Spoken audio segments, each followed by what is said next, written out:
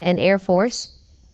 The airports in western Ukraine and the Air Force units stationed there were intact, and a few hours after the outbreak of the conflict, Ukrainian fighter jets, helicopters and anti-aircraft missiles were successfully evacuated.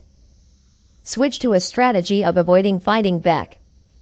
Kiev's fighter force suffered losses, but they still preserved a significant amount of strength. Even Western experts were surprised by this. They once predicted that Russia would try to immediately destroy the enemy's air defense and air force, but while the MiG-29 and Su-27 fighters were still flying, Ukraine's air defense missile systems continued to deploy. The fire has left experts confused.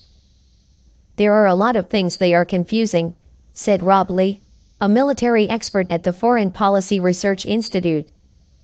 He thought Moscow's opening to the conflict would be to use maximum force, because every day the costs and risks increase, but Russia does not do that, and this is really difficult to explain for any practical reason.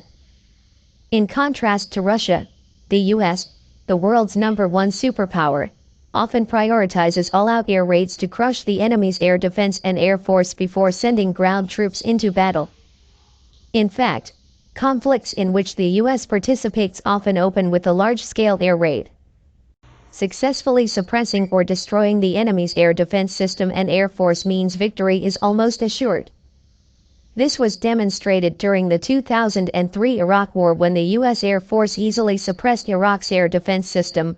Then not long after that, country's ground forces were quickly defeated.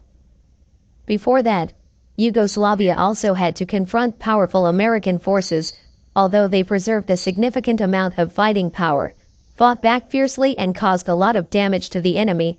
In the end, they were still overwhelmed. Dress. Russia clearly cannot do the same as the US. Ukraine's air defense and air force still exist. Is it possible that the relatively bitter lesson in Georgia last year has not helped them completely wake up?